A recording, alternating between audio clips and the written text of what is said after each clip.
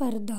بچپن میں جب امی بھائی کو دہی یا نہاری وغیرہ لینے بھیجتی تھیں تو ساتھ اسٹیل کا چھوٹا ڈول دیا کرتی تھیں۔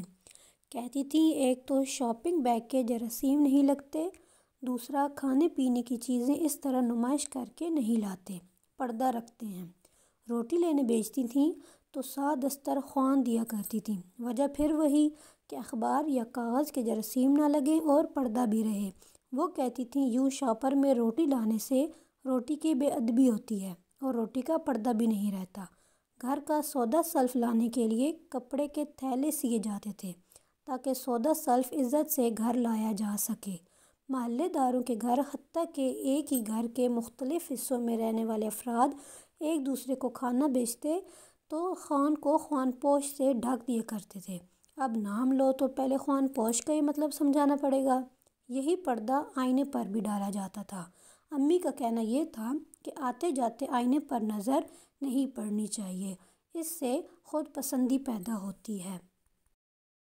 کہیں سے آتے یا جاتے تھے تو پاپا گلی میں شور نہیں مچانے دیتے تھے۔ خاص طور پر رات کو گاڑی سے اترنے سے پہلے ہی تاکید کر دی جاتی تھی کہ گاڑی کا دروازہ بالکل آرام سے بند کرنا۔ اس میں دو وجوہات بیان کی جاتی تھیں کہ ایک تو کسی کی نیند خراب نہ ہو، دوسرا ہر طرح کی نظر سے محفوظ رہیں، کیونکہ فیملی اکٹھا باہر نکلتی ہے تو 100 طرح کی نظر پڑتی ہے۔ آج یہ بات کرو تو سب ہنسنے لگتے ہیں۔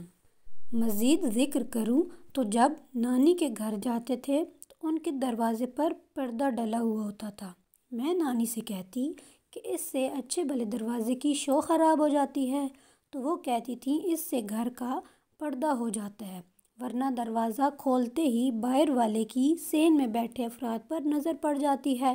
حتیٰ کہ نانی کا ٹی وی بھی دروازے والا تھا اور وہ ٹی وی بند کرتے ہی دروازے بند کرنے کا حکم دیتی تھیں کہ اس کو بھی ڈھک کر رکھو۔ اب یہ پردہ کیا تھا؟ یہ وزاداری کا پردہ تھا، مروت کا پردہ تھا۔ یہ پردہ وہ تھا جو بے حیا ہونے سے بچاتا تھا، رزق کی اہمیت بڑھاتا تھا، رزق کی عزت کرنا سکھاتا تھا۔ اور اب یہ پردہ کہاں ہے؟ اب یہ ہم سب کی عقلوں پر پڑ گیا ہے۔ ہمیں برائی نہیں لگتی۔ بے حیائی آہستہ آہستہ ہمارے گھروں میں جگہ بنا رہی ہے۔ ہم اپنے باپ سے انتہائی بے تکلف تھے، تب بھی ایک پردہ تھا، کیونکہ امی کہتی تھیں باپ بیٹی میں، بہن بھائی میں بھی پردہ ہوتا ہے تو اسے قائم رہنا چاہیے۔ آج کسی کو کہو تو وہ طعنہ ہی مار دیتا ہے کہ جی آپ کے ابو آپ کو پیار ہی نہیں کرتے ہوں گے۔ ہمیں اپنی ذات تک تو پوری کوشش کرتے رہنا چاہیے کہ بزرگوں کی دی ہوئی روایات اور سیکھ کو اپنے گھروں میں ہمیشہ لاگو رکھیں۔ آج ہم کپڑے کے تھیلے میں سودا نہیں منگوا سکتے کہ یہ ہمارے بچوں کو منظور ہی نہیں، اور زمانے کے ساتھ چلنا بھی ضروری ہے، تو اپنی بہت سی قیمتی روایات ہم لوگ اب کھو چکے ہیں، افسوس۔ دعا یہی ہے کہ رشتوں کے جو بھرم اور پردے ہمارے مذہب نے بنائے ہیں، ہم خود بھی ان پر عمل کر سکیں اور اپنی اولادوں کو بھی عمل کرنا سکھا سکیں۔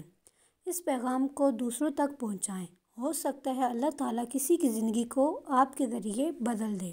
اگر یہ سٹوری اچھی لگی ہو تو کائنڈلی مجھے کمنٹس میں انفارم کریں تاکہ میں ایسی ہی اور اچھی اور موٹیویشنل سٹوریز آپ کے لیے لا سکوں۔